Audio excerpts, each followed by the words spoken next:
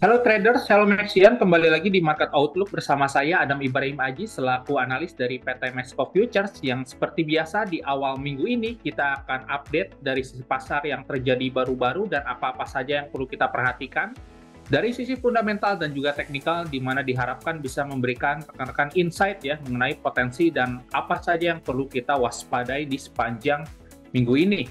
Kita tahu bahwa dolar sempat kembali mengalami traksi penguatan ya di akhir minggu lalu dan hal tersebut diakibatkan oleh sentimen resiko yang kembali meningkat ya, mulai dari ketegangan antara Ukraina dan juga Rusia yang memanas, ditambah lagi krisis properti di China, dan juga dari sisi adanya kemungkinan Fed kembali menaikkan suku bunga 25 basis point di bulan September nanti ya, karena kita melihat berdasarkan data dari PPI, data GDP, kemudian data retail sales, dan juga consumer confidence di US yang kembali meningkat ya.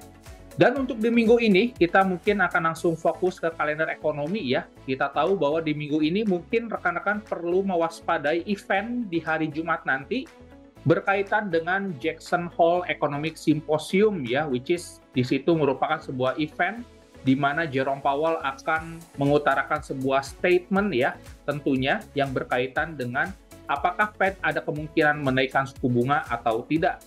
Tentu event tersebut ada 2 hari ya, di hari Jumat dan juga hari Sabtu, which is kalau misalkan di hari Sabtu ada sebuah statement yang ekstrim, di hari Senin minggu depan mungkin ada potensi gap terjadi ya, jadi waspadai. Event di minggu ini berpotensi membuat sebuah gap di minggu depan. Jadi saran saya, kalau misalkan ada posisi yang terbentuk di hari ini, ataupun di sepanjang minggu ini, close di sebelum hari Jumat atau bahkan ketika Jumat malam ya, karena Economic Symposium Jackson Hole itu akan rilis di hari Jumat ya, masing-masing di sini. Kamis, kemudian Jumat ya, dan juga Sabtu, 3 hari ya di sini, dan berpotensi sekali untuk memberikan sebuah kejutan karena kita tidak tahu statement apa yang akan dilontarkan oleh Jerome Powell ketika event Economic Jackson Hole Symposium seperti ini ya. Untuk di hari Senin hingga ke hari Kamis mungkin data ekonomi cenderung muted ya, tapi perlu kita waspadai dari sisi data US ya, masing-masing di hari Selasa jam 9, kemudian juga di hari Rabu jam 8.45 ya, berkaitan dengan aktivitas investor tentunya, dan di hari Kamis itu ada potensi market mover yang cukup ekstrim ya, karena ada Jackson Hole Economic Symposium. Biasanya ini jam 11 malam waktu Indonesia Barat ya, jam 10 ataupun jam 11 seperti itu. Kemudian di hari Jumat ada testimoni dari Jerome Powell bersinggungan juga dengan Jackson Hole Economic Symposium hingga ke hari Sabtu tentunya. Dan ini merupakan sebuah event yang perlu kita pantau karena sentimen apapun bisa terjadi di dalam pasar berubah dengan cukup cepat ya. Karena berdasarkan apa yang kita dapatkan event-event sebelumnya bahwa inisial ataupun Jackson Hole Economic Symposium ini bisa memberikan semacam market mover seperti itu. Kemudian kita tahu bahwa dari sisi Fed itu sendiri ada potensi kembali menaikkan suku bunga, which is kita bisa lihat bahwa bond yield itu meningkat di atas 5% ya menurut Bank of America. Dan ini mengindikasikan bahwa Fed mungkin perlu sekali untuk menaikkan suku bunga 1 kali lagi di bulan September.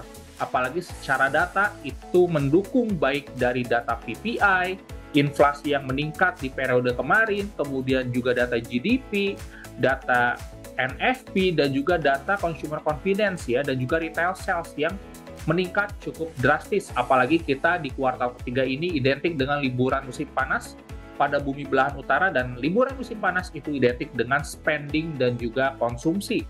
Sejalan dengan itu ada potensi bahwa ekonomi itu mengalami yang namanya overheating, dan overheating di sini bisa berpotensi untuk meningkatkan inflasi. Apalagi kita tahu bahwa harga oil itu kembali naik ke atas 80 barrel per dolar ya tentunya, dan itu merupakan sebuah sentimen yang perlu kita waspadai mengenai kenaikan inflasi yang mungkin terjadi.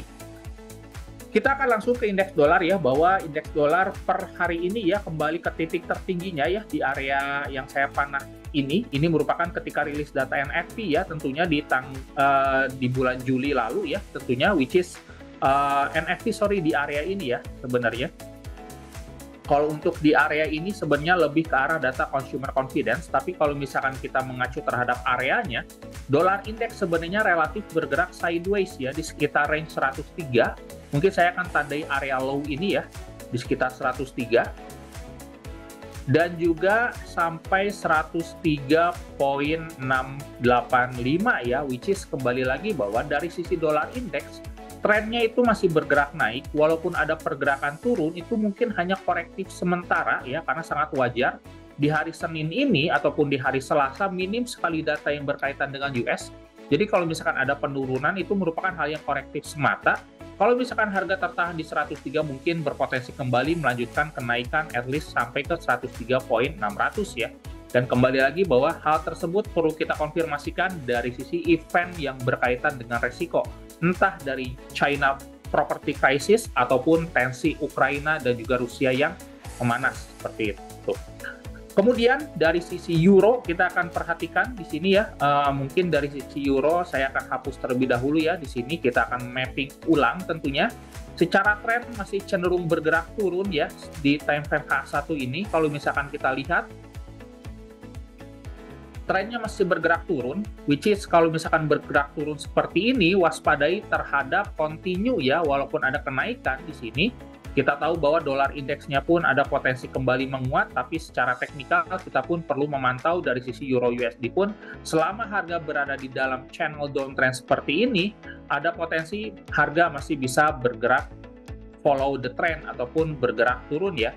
Kalau misalkan harga tidak mampu menembus dari resisten ini, di level 1.0900 ya, mungkin dari sisi price bisa kembali bergerak turun. Akan tapi skenario keduanya itu kalau misalkan harga menembus area hijau ini, mungkin next target bisa naik ya ke level 1.09.200-an di sini. Tapi kalau misalkan bertahan, ada kemungkinan Euro USD itu bisa kembali bergerak turun.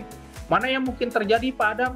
Kita tidak ada yang tahu ya. Secara teknikal masih berpotensi bergerak turun karena trennya adalah turun tentunya seperti itu.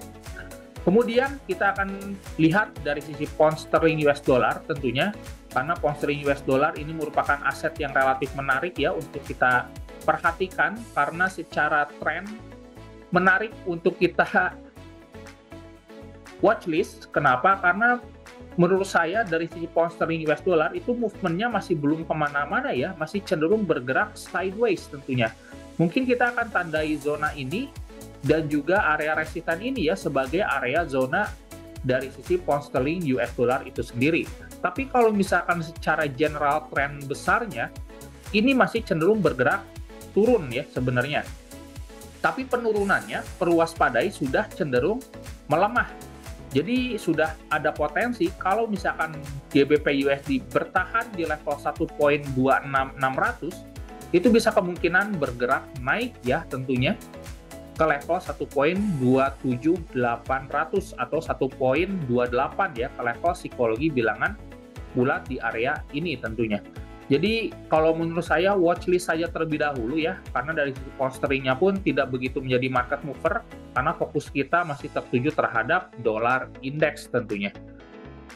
Kalau misalkan bergerak turun, ini bisa kembali revisit ke 1.26600 ya. Jadi ini pun masih perlu kita waspadai ya, karena secara tren masih belum terlalu jelas ya tentunya.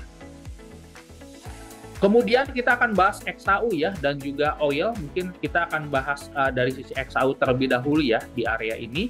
Tentunya dari sisi XAU masih cenderung bergerak turun, teman-teman. Kita bisa lihat ya bahwa area ini masih cenderung di-respect oleh harga dari sisi downtrend channel-nya. Dan selama harga belum mampu menembus ke atas 1900 ya di area ini, harga masih akan cenderung bergerak downtrend ya. Kenapa? Karena kita tahu level 1900 merupakan level bilangan bulat yang bisa menjadi invalidasi tren turun itu kembali bergerak naik ya. Karena di area ini ada yang namanya sebuah high, yang kalau misalkan high harga ini tertembus, maka ada potensi reversal. Tapi kalau misalkan harga 1900 belum tertembus, maka ada potensi masih terus bisa bergerak turun seperti itu ke level 1.19 1877 ya di area ini. Low dari area channel yang terbentuk di level area 1877 tentunya. Dan terakhir ya, kita menarik untuk membahas oil. Kenapa? Karena dari sisi oil itu sendiri, itu kembali masih cenderung bergerak naik ya. Karena Saudi Arabia ada potensi memangkas 1 juta barrel per hari, dan juga ditambah lagi liburan musim panas yang masih meningkatkan konsumsi dan juga spending akibat aksi traveling ya, dari banyak wisatawan tentunya dan juga orang yang ingin berlibur. Dan secara teknikal, kalau misalkan kita lihat di sini, oil itu membentuk yang namanya pattern inversi head and shoulder ya, dan kalau misalkan secara textbook, inversi head and shoulder ini secara neckline kan sudah tertebus, maka dari itu mungkin ekstensinya bisa naik ke level area ini ya, rekan-rekan. Di high-nya itu di 83.39 atau kita bulatkan 83.40 tentunya. Itu saja mungkin rekan-rekan untuk market outlook di minggu ini ya. Jadi kembali lagi saya tekankan, event utamanya akan ada di hari Jumat di Jackson Hole Economic Symposium. Jadi kalau misalkan ada posisi, harap manage posisi rekan-rekan dengan baik karena bisa memicu volatilitas yang cukup kencang. Itu saja mungkin. Happy trading, safe trading. Assalamualaikum warahmatullahi wabarakatuh.